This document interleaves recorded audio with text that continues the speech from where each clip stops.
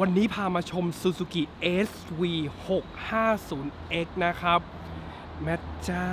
รถญี่ปุ่นสูบ V 2สูบ V นะครับ76แรงม้า64นิวตันเมตรทอร์กนะครับแรงบิด64นิวตันความเฟี้ยวของตัว SV650 ที่ผมรู้สึกว่าเอ๊ะแม่เจ้ามันเจ๋งนะมันเจ๋งยังไงมันเป็น Naked Bike ที่ใส่แฮนด์จับโชคมาให้นะครับโดยปกติแฮนด์รถ Naked Bike อ่ะมันจะเป็นแฮนด์แบบแฮนด์บาร์ที่มันเป็นราวขึ้นมานะครับให้ท่านั่งที่มันเป็นตั้งตรงแต่พอเป็นตัว SV650X ตัวนี้ใช้คำว่ามันเป็นจะเรียกคาเฟ่เลเซอร์ได้ไหมเอาว่ามันเป็นแฮนด์จับโชคเหมือนรถสปอร์ตแล้วกันและที่กีที่สุดคืออะไรไฟหน้ากลมกรี๊ดจริงๆผมนี่เป็นอะไรที่แบบเราส่วนตัวผมเกิดมา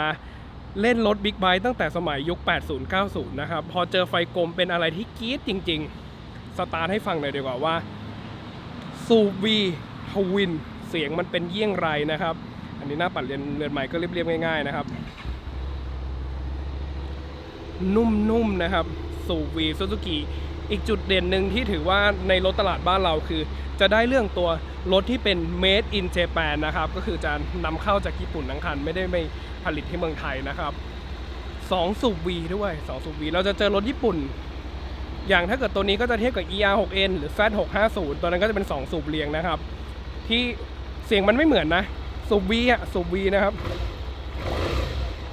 มันก็จะมีความหนักแน่นแรงบิดที่ใช้คำว่าผมว่าในบรรดา650มันถือว่าเป็นรถที่ออกตัวและดีที่สุดแล้วล่ะเป็นความรู้สึกที่ดีแต่ผมชอบอย่างหนึ่งคือซูช่วงล่างจะเป็นฟีลลิ่งที่เขาเรียกว่าหนักแน่นๆหน่อยสไตล์ซูนะครับอย่างที่บอกว่าตัวเนี้ยจะได้คำว่า2สูบ V ทวินนะครับจะไม่เหมือนรถญี่ปุ่นส่วนใหญ่หลังๆจะเป็น2สูบเรียงหมดแล้วล่ะอย่างในตัว650อย่างที่บอกในสั้น650ก็จะเป็น2สูบเรียง MT-07 ก็ตัวนั้นก็จะเป็น2สูบเรียงเหมือนกันแต่ถ้าฟังยิงเสียงมันใกล้เคียงกับ MT-07 นะครับด้วยความที่07มันเป็น2สูบเรียงที่วางเข้าเหวี่ยงแบบ270นะครับ Performance จังหวะจุดระเบิดใช้คำว่าใกล้เคียงกับสูบ V Twin หรือว่าบางคนก็เรียกกับ L Twin อะไรก็มันไปแต่เนี่ยเห็นชัดเจนว่ามันเป็นทรง V นะครับเนี่ยสูบที่สูบตั้งสูบถ้าเป็นดูคติจ๋าสูบหน้าเขาจะเป็นสูบนอนและสูบที่2เขาจะเป็นสูบตั้งแต่เนี่ยดูคติจะเป็นอารมณ์นี้แต่ V Twin มันก็คือเป็นตัว V เลยนะครับเห็นไหมเป็นทรง V เลยฟังเสียงหน่อยแต่นี้ท่อเดิมรถนี่เดิมนะครับเดี๋ยวผมนั่งให้ดูหน่อยดีกว่าคอมให้ดูว่าถ้านั่งฟิลมันเป็นยังไงนะครับ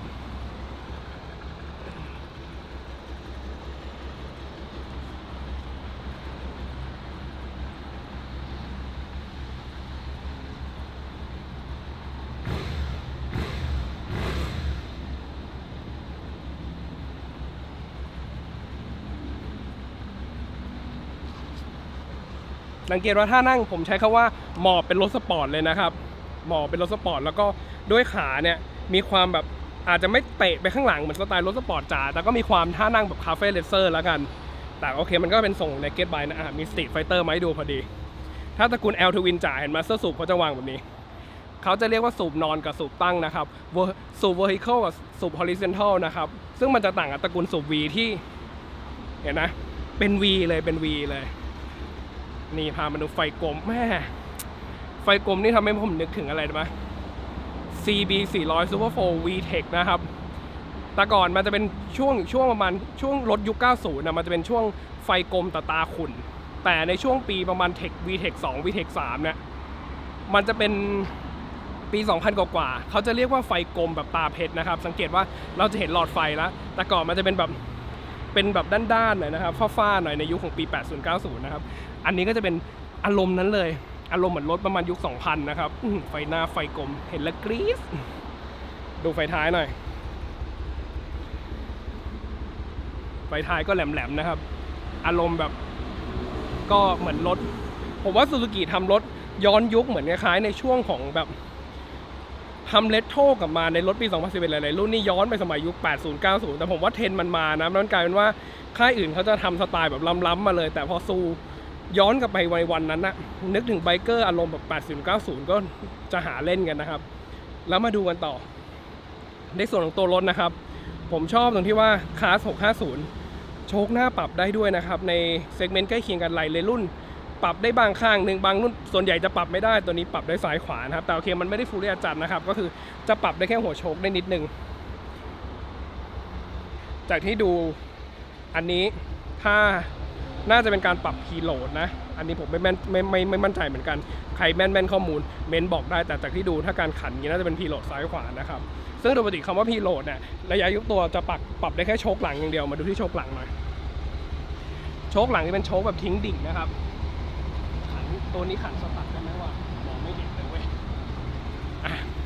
เอาว่ามองไม่เห็นเลยนะครับบังมิดเลยเดี๋ยวดูฝั่งนี้หน่อย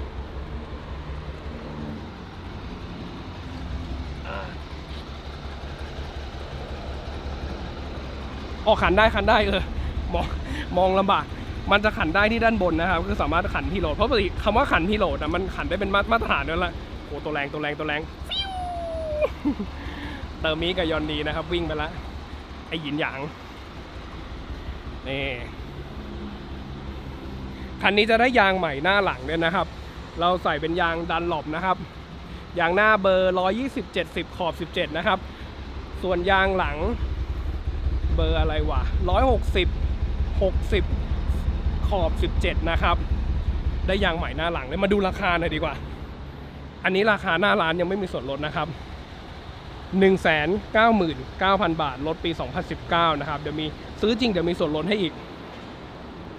ไมล์เล็กไมล์เพียง 6,600 กิโลเท่านั้นเรือนไมล์ก็จะเรียบ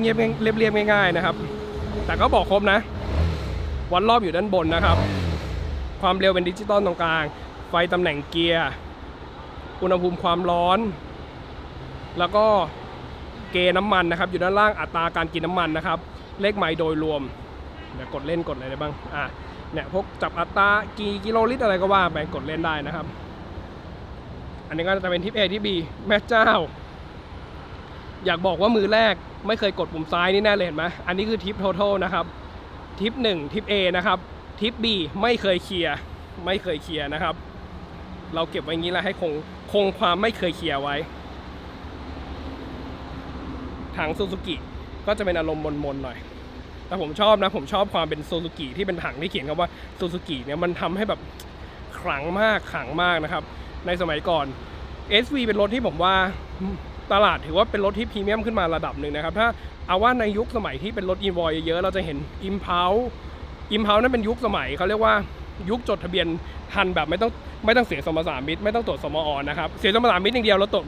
ยังคงต้องเสียสมรสามิตเท่านี้แต่ไม่ต้องตรวจสมอในยุคประมาณปีก่อนปี 92 นะ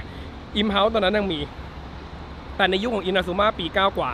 บ้านเรามีกำหนดให้รถที่จะขึ้นทะเบียนเนี่ยไม่ว่าจะเป็นรถใหม่หรือรถประกอบจากชิ้นส่วนอะไรเก่าจะต้องตรวจสมอแล้วก็ทำให้ในช่วงของยุคอินาซูมาขึ้นมาก็เลยจะไม่มีอินาซูมา400อินาซูมา7ครึ่งอินาซูมา1.2ก็ส่วนใหญ่ก็จะเป็นรถอินวอยหมดนะครับจดทะเบียนต้องตรวจสมอมันก็จะทำให้เรื่องยากขึ้นมาใหญ่เบาะสวยเลยนะเบาะสวยดีแล้วก็งานประกอบไม่ต้องพูดเลยมาก Made in Japan นะครับแล้วก็ผมชอบอย่างนึงคือซูซูกิใส่ของมาเขาเรียกว่าหลายๆอย่างงานดูเรียบร้อยก็ปกติสไตล์รถเนี้ยบความเป็นญี่ปุ่นนะครับวันนี้โดยประมาณแล้วกันพามาชมกับเจ้าตัว Suzuki SVX นะครับเสียงท่อนี่ขนาดท่อเดิมนะผมว่าถ้าใส่ท่อแต่งนะลั่นเลยแล้วทอร์กมันจัดจริงๆคือต้องลองขับผมว่าเทียบกับตระกูล650ผมว่าทอร์กมันดิบที่สุดแล้วล่ะมารอบต่ำแล้วมาไวนะครับโอเควันนี้เรื่องราวโดยประมาณนะครับสำหรับคนที่สนใจสามารถติดต่อเซลล์ฝ่ายขายร้านดีเจริญยนต์ได้เลยหรือว่าดูราคาเรียนรถรุ่นอื่นๆนะครับที่อยู่ข้างหลังนี้อีกประมาณ100 กว่าคันได้ที่หน้าเว็บไซต์ www.dbigbike.com หากจำเว็บไซต์ไม่ได้เข้า Google ค้นหาคำว่า Big Bike คุณจะเจอเว็บไซต์ร้านดีเจริญยนต์อยู่ที่หน้าแรกของ Google นะครับวันนี้เรื่องราวโดยประมาณแล้วเจอกันใหม่คลิปหน้าสวัสดีครับ